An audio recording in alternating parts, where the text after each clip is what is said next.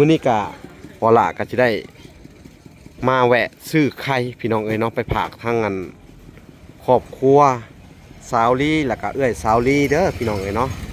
แล้วก็ทางงานในบ้านน้ำแน่เพิ่นว่าพี่น้องเอ้ยอันนี้ก็เป็นจุดประสงค์ของผู้ใหญ่เพิ่นเนาะก็คือทางแม่ตู้นงคำบุญเฮืองพอตู้บุญจันทร์คำบุญเฮืองเนาะพี่น้องเนาะเพิ่นก็ได้ฝากเงินมา$50พี่น้องเอ้ยเนาะเพื่อซื้อไข่พี่น้องเอ้ยทางวันหลักก็จะได้เมาเอาไข่นี่แหละพี่น้องเอ้ยบ่ฮู้ว่ามันสิได้ตักแตะตอนนี้ให้เพิ่นไล่ก่อนนี่อันนี้400,000เท่าไหร่450บอก450พี่น้องติดเนาะติดยามตัวนี้เอาไว้ครับหมดบอกโอเคพี่น้องเอ้ยทางวันหลักก็ได้มาสั่งอีกอยู่ห้านนี่พี่น้องเอ้ยเพิ่นก็ได้เท่าใดเนาะบาทนี่ได้หาแตะเนาะถามเจ้าได้หาแต่เจ้าเอาแล้วค่อยเอาซอยให้เจ้าบ่แบ่งแล้วค่อยบ่แบ่งค่อยเอาหาแตะเพิ่นว่าพี่น้องเอ้ยก็ได้เพิ่มมาอีก6แตะเนาะ400,000เนาะ450,000มันแตก2หน่วย3หน่วยนะคะ440,000อ๋อโอเค440,000พี่น้องโอเคเพิ่นไปซื้อมาให้กับรูปเพิ่นว่าอุตส่าห์ซื้อไปเอาอยู่ห้านอื่นมาให้อีกเนาะก็ซื้อ450,000ซื้อซอยลูกชิฟันเนี่ยเอาตายละบาทนี่พี่น้องเอ้ยซื้อซอยลูกชิฟันซื้อซอยมาครับซื้อมาให้พันรูปซ้ำสิได้ละบาทนี่เอาสวัสดีบ่าวแก้วสวัสดีอันเอาขึ้นรถเลย3หน่วยแต่พี่น้องเอ้ยมันยังบ่ครบอีกแตะนึงกับอีกประมาณ6-7หน่วยแหละพี่น้องสิซื้อให้มันครบล้านเลยพี่น้องเอ้ยเนาะโอเคพี่น้องเอ้ยทางเวลาก็สิได้จ่ายก่อนเนาะ100,000พุ่นนี้เลยเนาะ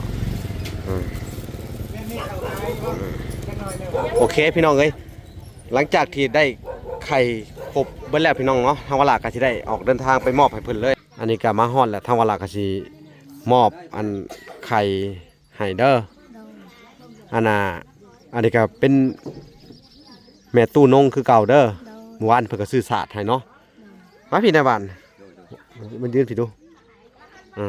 เมื่อวานนี่ได้สาดเห็นแล้วบ่เห็นแล้วโดยเห็นแล้วเนาะนี่พี่น้องเอ้ยทั้งงานครอบครัวแม่น้องตุ้ยก็มาฮอดแล้วสบายดีลูกสบายดีนี่มาครบหมดเลยเนาะมื้อนี้ก็สิแจกทีเดียวเด้อสิแจกทีเดียวเลยเนาะมาแจกไข่เนาะพี่น้องเอ้ยเป็นจังได๋ซาลี่ดีใจอยู่บ่ดีใจโดยมื้อนี้ได้ไข่กินเนาะโดยอันน่ะเด้ดีใจโดยทั้งเอื้อยเพิ่นเอื้อยซาลี่เด้ครับเป็นจังได๋ดีใจโดยเนาะสิได้กินไข่เลยดีใจมื้อนี้ดีใจอยู่บ่เจ้า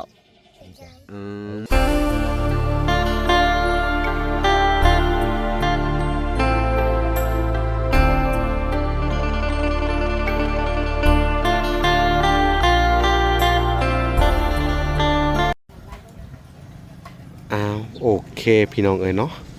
กราบสบายดีพ่อแม่พี่น้องเนาะเบิดสู่คู่สู่คนพี่น้องเอ้ยเนาะเป็นยินดีเข้าสู่ช่อง YouTube บ่าวละสายบุญคุณธรรมคือเก่าพี่น้องเอ้ยเนาะเส้นเก่าเส้นเคยพี่น้องเอ้ยเนาะทักทายสบายดี FC ทางฝั่งไทยและ FC ทางฝั่งลาวและ FC ทางต่างประเทศนำเด้อพี่น้องเอ้ยเนาะมื้อนี้ก็บ่าวละก็สิได้มาแวะซื้อไข่พี่น้องเอ้ยเนาะไปฝากทางงานครอบครัวสาวลีแล้วก็เอื้อยสาวลีเด้อพี่น้องเอ้ยเนาะแล้วก็ทางงานในบ้านน้ำแน่เพิ่นว่าพี่น้องเอ้ยอันนี้ก็เป็นจุดประสงค์ของผู้ใหญ่เพิ่นเนาะก็คือทางแม่ตู้นงคำบุญเฮืองพอตู้บุญจันทร์คำบุญเฮืองเนาะพี่น้องเนาะเพิ่นก็ได้ฝากเงินมา$50พี่น้องเอ้ยเนาะเพื่อซื้อไข่พี่น้องเอ้ยทางวันหลักก็จะได้เมาเอาไข่นี่แหละพี่น้องเอ้ยบ่ฮู้ว่ามันสิได้ตักแตะตอนนี้ให้เพิ่นไล่ก่อนนี่พี่น้องเอ้ยเอาไล่เบิ่งไข่ให้แน่สิซื้อน้ำอันนี้เท่าไหร่นี่375,000อันนี้เอาใส่อีกนี่เอาใส่ละหัดค่อยได้บ่ใส่อีกแตะนึงมันหนักมันทุกเส้น75มาใส่อีก1เส้นก่อน สิซื้อหลายบอนพี่น้องก็สิสั่งหลายบอนถ้ามันบ่มีก็อ่า450,000อันนี้มันจักแตะลบอืมเอาใส่กันเลยก็ได้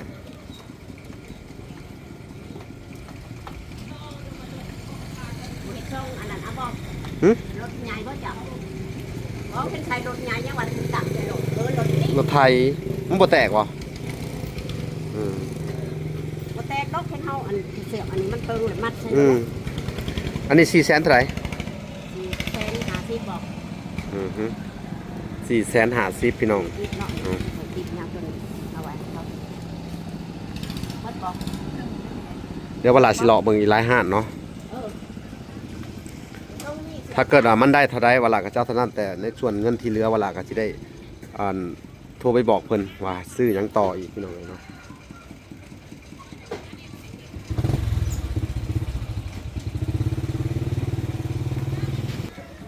พี่น้องเอ้ยเนาะทางเวลาก็สิได้จ่ายก่อนเนาะ450,000แม่นบ่ได้6แตะเนาะยังอีกอันน่ะ600,000พี่น้องเอ้ย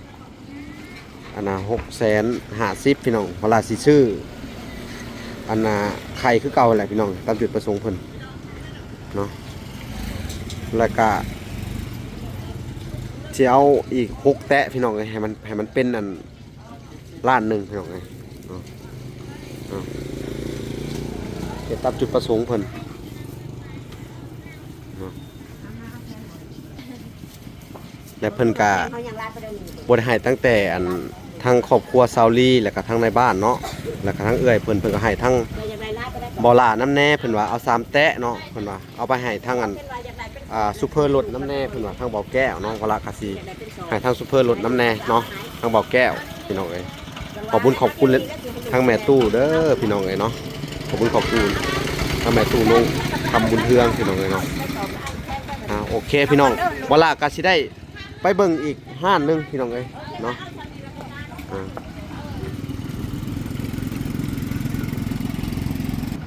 โอเคพี่น้องเอ้ยทางเวลาก็ได้มาสั่งอีกอยู่ห้านนี่พี่น้องเอ้ยเพิ่นก็ได้เท่าใดเนาะบาทนี่ เอาขาแตะ ได้หาแตะเนาะ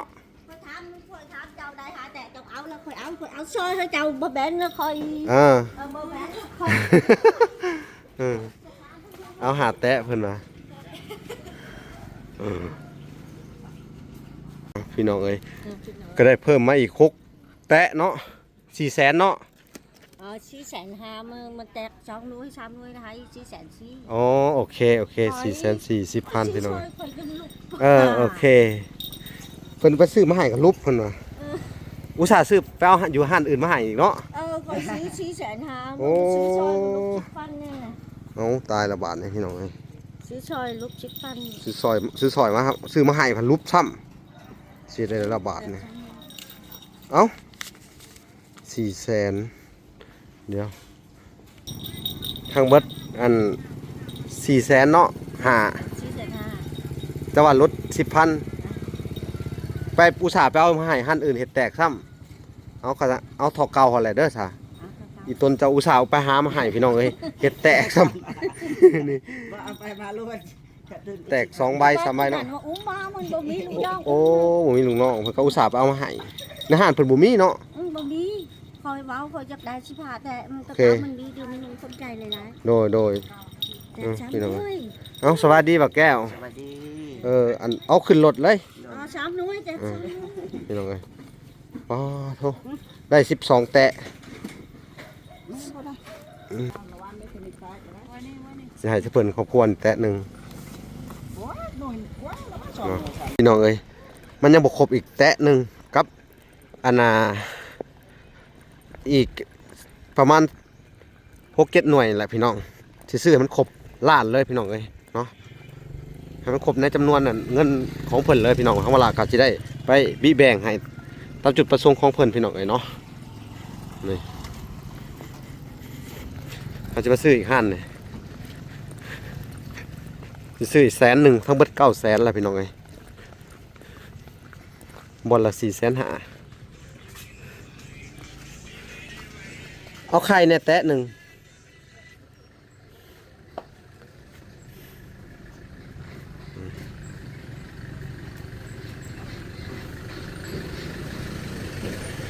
ได้แซ่เพิ่นจัดให้ก่อนพี่น้องเอ้ยนี่พี่น้องเอ้ยอันนี้มันแตก อันนี้แตกเท่าไหร่ แต่ถ้าได้นี่ก็ บนอื่น75เนาะแต่ว่าเพิ่นเอา80เอา80 90เอาให้มันเป็น100,000ค่ะเอาที่เหลือกเอาใส่ถุงยางให้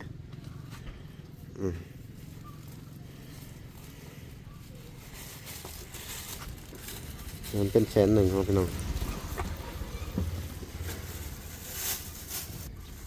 พี่น้องเอ้ยก็ใช้เป็นมัดให้ทั้งหมดก็สั่งเป็น100,000พี่น้องเอ้ย ช่องมือหา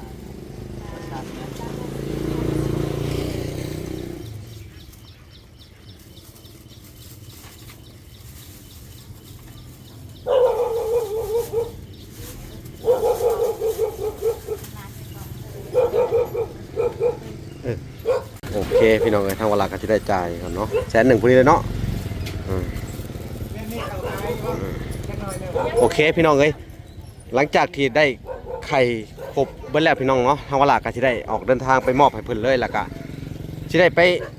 เอาครอบครัวเพิ่นอันออกมาซื้อเสื้อผ้าอีกที่หนึ่งเนาะทางเอื้อยซาวลีเพิ่นพี่น้องเอ้ยเนาะอันนี้ก็เป็นจุดประสงค์ของทางแม่ตู้ USA เนาะอันนี้ก็เป็นเงินของแม่ตู้น้องพี่น้องเอ้ยที่ซื้ออันนี้เนาะเอาเวลาก็สิได้อันน่ะให้รถเพิ่นมาถูกไปพี่น้องเอ้ยโหเอาสบายดีเด็กๆสบายดีเอา สบายดี สวัสดีชอน สบายดี โอเคเดินทางไปอันน่ะไปหับเอาซุปเปอร์แล้วก็ออกมาซื้อเครื่องผ้ามาอีกรอบหนึ่งเนาะโอเคอันนี้ก็สิเอาไข่ไปแจกก่อนพี่น้องเอ้ยเนาะตามจุดประสงค์ของทางแม่ตู้นงคำบุญเทืองพี่น้องเอ้ยเนาะแล้วก็พอตู้บุญจันทร์คำบุญเทืองพี่น้องเอ้ยเพิ่นก็ได้ผากเงินมาเรียบร้อยแล้วก็ซื้อเรียบร้อยแล้วพี่น้องถ้าเวลาก็ได้สิเข้าไปติดตามเบิ่งก่อนเนาะโอเคไปพบพ่อกันเลยเนาะพี่น้องเนาะอยู่ที่บ้านซาลีแล้วก็เอื้อยเพิ่นเลยพี่น้องเอ้ยโอเคโอเคพี่น้องเอ้ยเนาะทางเวลาก็เดินทางมาฮอดเฮือนซาลีแหละพี่น้องเอ้ยนี่เดี๋ยวพอเราสิเข้าไปเบิ่งเห็นแต่ลูกสาวเพิ่นสบายดีกำลังลงสินอยู่เนาะพี่น้องเอ้ยขอโทษนำเนาะบ่ฮู้ว่าแม่เพิ่นไปใช้พี่น้องเอ้ยมื้อนี้นี่ตอบเพิ่นเนาะเพิ่นก็ย้ายขึ้นมาเฮ็ดอยู่เฮ็ดกินอยู่นี่เฮ็ดครัวอยู่เทิงพี่บัดนี้คักเลยอีสานตอนนี้เนาะแม่ไปใช้หานาง ลงมาพี่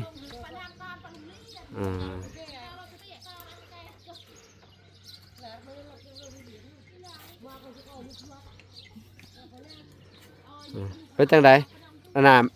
แม่ไปใช่นะฮะแม่ไปโรงเรียนนะ โดย พี่น้องเลยพาน้องไปโรงเรียนบ่พาน้องไปโรงเรียนนะโอ้พี่น้องเลยเพิ่นก็บ่ฮู้ว่าไปโรงเรียนไปแต่โดนเติบแล้วบ่นี่ โดย ไปโดนเติบไปเนาะพาไปเข้าโรงเรียนนั่นบ่ โดย เพราะว่ามื้อนี้อันน่ะเด้อมื้อนี้สิมามอบเครื่องของซื้อไข่มามอบให้เด้อ โดย แล้วก็ทั้งอันในบ้านแล้วก็ทั้งอันคุณเจ้าน้ำแหน่เด้อ โดย เอาไกลเติบบ่โรงเรียนฮะ ยัง ไปรับแม่จะไปพี่น้องเอ้ยเพิ่นพาลูกไปเข้าโรงเรียนเพิ่นว่าพุ่นพี่น้องโรงเรียนทางนั้นบ่พี่น้องเอ้ยเนาะทางลูกสาวเพิ่นก็ไปตามแม่มาเพิ่นไปส่งลูกไปโรงเรียนเพิ่นว่าเนาะผู้ที่ทางเวลาก็สิซื้อชุดนักเรียนให้เพิ่นแล้วก็ปึ้มซอให้เนาะมาแล้วบ่ มาแล้ว สบายดี สบายดี เอาไปเข้าโรงเรียนแล้วบัดนี้ ไปส่งลูกคอยไปโรงเรียน ไปคู่มือนะ โดย ดีแหละเอาไปส่งคู่มือเด้อปะมาหามเอาของพี่งอลงสักกัน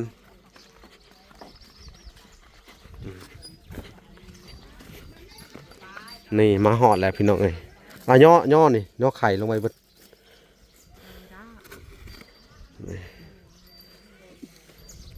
สบายดีนะบ้าน เจ้า ซอยเพิ่นย่อลงไปไหนนาน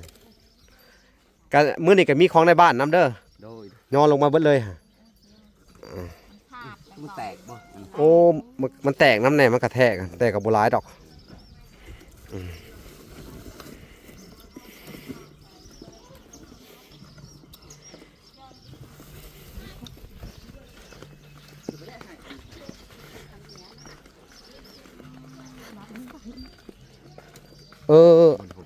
เอาวันนี้ก็ได้วางนี่ก็ได้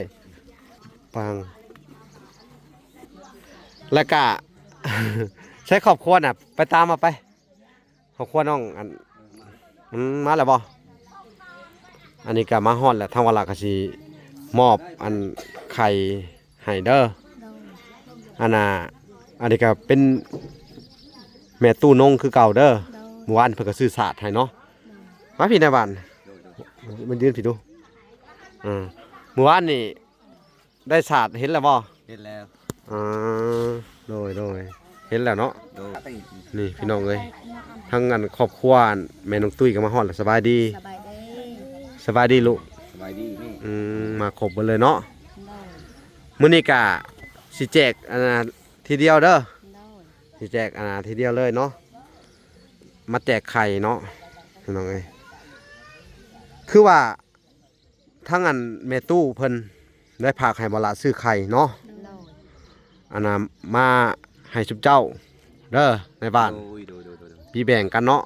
เจ้า เพิ่นก็บ่ได้ให้ตั้งแต่อันทุกเจ้าดอกเพิ่นก็ให้เวลาน้ำ3แตะแล้วเวลาก็แยกออกไปแล้วเนาะ โดย แล้วบัดนี้สิให้เจ้าหา3แตะเด้อ โดย ให้เจ้า3แตะเด้อ โดย แล้วให้เจ้าหา4แตะนี่เนาะ4แตะแล้วให้พ่อเจ้าแตะหนึงเด้อก็เหลือเจ้า1เหลือ3เนาะอ้าวโอเค อันนี้ก็คืออันจุดประสงค์ของเพิ่นเด้อผู้ที่เคยช่วยเหลือเจ้าหั่นแหละ โดย เลยฮู้อยู่บ่ โอ้ย ทางแม่ตู้ เนาะ โดยแม่ตู้นุง ขบุญเฮืองเนาะ ขมุนเฮืองโดย แล้วก็พอเท่าบุญจันทร์เนาะ เฮือง ขมุนเฮืองโดยเป็นจังได๋ความรู้สึกแต่ละคนนี่ โอ้ก็ดีใจหลายเลยเนาะ ดีใจหลาย ดีใจหลายบ่ ดีใจหลาย อันน่ะสิได้กินอีกอันน่ะดนเติบเนาะ โดย แต่ก็ว่าอันน่ะกินตัวนี้ก็สลับหาอยู่หากินไปพร้อมกันหั่นแหละเนาะ โดยแม่นแล้ว แม่นบ่แหละ แม่นแล้ว เพราะว่าบางมื้อเฮาก็บ่ได้ซื้อเข้ามาเนาะ โดย บางมื้อเฮาก็อันน่ะบิแบ่งเข้ามาจะได้ซื้อเนาะ โดย ถ้ามีเนาะจักเสียจังไดก็หาอยู่หากินคือเก่าเนาะ โดย ตามที่เฮาเคยหากินแหละเนาะ โดย แต่ว่ามื้อนี้หาสิพาทุกเจ้าเขาไปซื้อเสื้อผ้าเด้อ โดย อันน่ะคนละ2ชุดเนาะ โดย ผัวเจ้าอยู่บ่ผัวเจ้า โย ไปนำกันก็ได้เด้อไปเลือกเอาเพราะว่าเฮาซื้อเฮาเลือกให้บ่เป็นเพราะเจ้ามักแบบใดเฮาก็บ่ฮู้เนาะ โดย เอาพี่น้องเอ้ยก็สิได้ให้ทางในบ้านเป็นคนปั้นเด้อเอาในบ้านเจ้าเอาก่อน3แตะอืม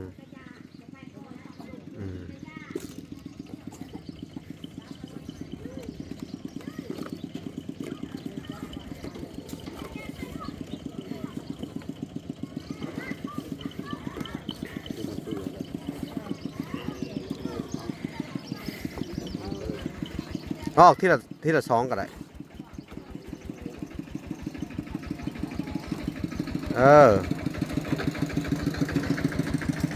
ได้แล้วบ่3เนาะสามีเนาะถ้าเกิดมีเพิ่นเอา3แตะฮะมึงดูนำเอาเจ้า3แตะเอาฮอดเพิ่นในบ้าน 1 2 3ครบแล้ว 3พอดีเลยเนาะ โดย 3แตะอันนี้4แตะพอดีเลยแม่นบ่ บ่3 4แตะโอเคบ้านนี้ครบแล้วเนาะ โดย เอาสิได้ให้อันน่ะทางในบ้านเด้อ แล้วก็ทั้งอันชาวลีแล้วก็ชาวลีเด้อขอบบุญขอบคุณเพิ่นเด้ออันนี้ก็ผู้ให้ก็แม่ตู้นงเด้อคำบุญเฮืองเนาะให้สิ่งของของเจ้าเนาะเอาบ้านนี้ก็สิตอบแทนสุเพิ่นจังได้ละบัดนี้สิตอบบุญแทนคุณเพิ่นจังได้ละบัด ขอบคุณทางเมตูนงเด้อ โดย คำบุญเฮือง โดย และก็พอเท่าพอตูนั่น พอเท่าอะนะพอตูเนาะ พอตู้บุญจันทร์ ขบุญเฮือง โดย ก็ดีอกดีใจนำที่มาสนับสนุนให้ทางนายบ้านและก็ทางผู้สี่เมลูกนี่แหละเนาะ โดย ขอบคุณหลายความเจ็บอย่าให้ได้ความใครอย่าให้มีเด้อพอตูเด้อไม่ตูเด้อให้มีอายุมันควันยืนต่อไปให้สู้ๆคือพวกข้าพเจ้านี่แหละสาธุสาธุ นั่นแหละ เอาดีมกดีใจนำเด้อเป็นจังได๋ซาลีดีใจอยู่บ่ ดีใจ โดยมื้อนี้ได้ไข่กินเนาะ โดย อันนั้นเด้ ดีใจ โดยทั้งเอื้อยเพิ่นเอื้อยซาลีเด้ครับเป็นจังได๋ ดีใจ โดยเนาะสิได้กินไข่เลย ดีใจ มื้อนี้ดีใจอยู่บ่เจ้า ดีใจ มื้อนี้สิพาไปซื้อเสื้อผ้าเด้อคลิปต่อไปเด้อ โดย สิพาไปซื้อเสื้อผ้าคือของลูกเจ้านี่ก็ไปโรงหำโรงเรียนเบิดแหละเนาะ โดยไป3 คน ไปเบิด3เลยเนาะ โดย ไป3คนก็คือของเจ้านี่ก็สิซื้อเป็นชุดเสื้อนักเรียนให้อันลูกเจ้าเด้อ โดย ผู้แหละเวลาสิซื้ออันมาให้เองใช่เขาเลือกมาให้เด้อ โดย ถ้าบ่พอดีจังได๋จังไปเปลี่ยนใหม่เนาะ โดย หรือว่าสิให้เขาไปน้ำรถไทยเลยก็ได้บ่หรือว่าก็แล้วแต่ว่ารถไทยเขามาหับเอาแหละนี่โดยเอาบัดนี้ก็สิให้ชุมเจ้าเด้อ โดย หลังจากในบ้านขอบบุญขอบคุณแล้วก็ให้ชุมเจ้าขอบบุญขอบคุณทางแม่ตู่นงเด้อ โดย คำบุญเฮืองเด้อเอาขอบบุญขอบคุณเพิ่นแหน่ สาธุแม่ตูนงแม่ตูแม่พอตูนง บ่พอตู่บุญจันทร์คำบุญเฮือง พอตูนงขจันคันมันเฮือก โด ช่วย ย เรือคอยทุกอย่าง โดย อยู่ดีมีแหงเด้อพอตูแม่ตู ได้เจ็บจะไข้ ความเจ็บอย่าให้ใดความไข่อย่าให้มีเด้อให้หลับให้รวยอายุให้บุญยืนเด้อแม่ตูพอตู โด ช่ ย วยเรือคอยก็ทุกยากคอยก็ดีใจหลายๆเด้อ สาธุ เวลาเจ้าซื้อเลขให้ถูกเลขเด้อแม่ตู่ สาธุให้มันถือเป็นตื้อแล้วเนาะ ได้เป็น2 ตื่3 ตื่เด้อ โดย ได้หลายๆก็ช่วยเรือคอยก็ทุกยากคอยก็ดีใจหลาย สาธุ สาธุเด้ โด อย อ้าวพี่น้องเอ้ยกาสิให้ทั้งครอบครัวทั้งเอื้อยสาวลีเนาะคือทั้งเอื้อยมีเพิ่นขอบบุญขอบคุณทั้งแม่ตู่นงคำบุญเฮืองแล้วก็พ่อตู่บุญจันทร์คำบุญเฮืองเด้อโดยเอาว่าน้ำหลังข่อยเด้อสาธุเด้อแม่ตู่นง แม่ตู่น้องไป คำบุญเฮืองเนาะที่ช่วยเหลือซื้ออาหารให้ ซื้ออาหารให้ โดยขอให้อยู่ดีมีแห้ง ให้ก็ดีมีแฮง ความเจ็บอย่าได้ คนเจ็บจะหาได้ ความไข่อย่ามีเด้อ คนไข่เดียวมี สาธุ สาธุ สาธุเนาะเอาพี่น้องเอ้ยกะเพิ่นกะสิเว้าอานาบ่เป็นเนาะพี่น้องขอโทษขออภัยนำเนาะเว่าบ่เก่งพี่น้องเอ้ยเนาะทางวลากะนี่แหละกะสิได้อวยพรแทนให้ทุกเพิ่นพี่น้องเอ้ยเนาะสาธุเด้อแม่ตู่เนาะขอให้แม่ตู่อยู่ดีมีแฮงเนาะปราศจากโรคภัยไข้เจ็บเนาะความเจ็บอย่าได้ความไข้อย่ามีให้เจ็บให้ไข้ให้พยาโรคาเนาะขอให้แม่ตู่เพิ่นมีแต่ความสุขความเจริญเนาะเจริญในหน้าที่การงานเจริญในศีลในธรรมเนาะและกะขอให้แม่ตู่อันถูกหวยรวยเบอร์ถึงลอตเตอรี่รางวัลที่1สาธุเด้อสาธุบุญคำนำสู่ครอบครัวเจ้าเด้อสาธุสาธุเอาโอเคพี่น้องเอ้ยทางวลากะบ่มีหยังสิตอบบุญแทนคุณเนาะทางสุเพิ่นก็ดีมุกดีใจจนเว้าหยังบ่ออกบอกก็บ่เป็นแน่เนาะ โดย บ่เป็นเลยจักสิเฮ็ดจังใดพี่น้องเอ้ยเนาะจักสิซอยเพิ่นจังใดเว้าก็บ่เป็นเนาะในบ้าน โดย มาสอนนำในบ้านน่ะเด้อ โดย ไปสอนเขาแน่ สิพยายามสอนให้เพิ่นแน่ เออ มือ โอ้ยจักสิเฮ็ดจังใดพี่น้องเอ้ย โดย เนาะเฮาก็อยากอันนั้นแหละพี่น้องอยากสอนเพิ่นอยู่แต่เฮาก็มาสอนเพิ่นอยู่ได้พี่น้องแต่ว่าเพิ่นก็เว้าลาวบ่เป็นจักสิเฮ็ดจังใดเนาะขอโทษขออภัยนำเด้อผู้ใหญ่ใจดีทุกๆท่านและ FC ทุกๆท่านที่เบิ่งคลิปนี้แล้วก็จักสิเฮ็ดจังใดพี่น้องเอ้ยก็มีแต่ว่าสูบไปเรื่อยๆพี่น้องเอ้ยเนาะคลิปต่อไปก็สิได้พาชุมเจ้าเด้อ โดย อันน่ะไปเบิดครอบครัวเด้อไปซื้ออันน่ะเสื้อผ้าเนาะ เลย โดยโอเคพี่น้องเอ้ยคลิปนี้ก็สิได้ขอตัวลำลาไปก่อนพี่น้องเอ้ยเนาะก็สิได้ให้ทั้งในบ้านเอาเครื่องเอาของไปเก็บเด้อบัดนี้เด้อเอาพอแหละลุกเอาเครื่องเอาของไปเก็บแหละเตรียมตัวไปอันน่ะเด้อไปซื้อเสื้อผ้าไปอันนี้โอเคพี่น้องเอ้ยพอกันไหมคลิปหน้าพี่น้องคลิปนี้ขอกล่าวคำว่าสบายดีและสวัสดีพี่น้องเอ้ยพอกันใหม่บ๊ายบาย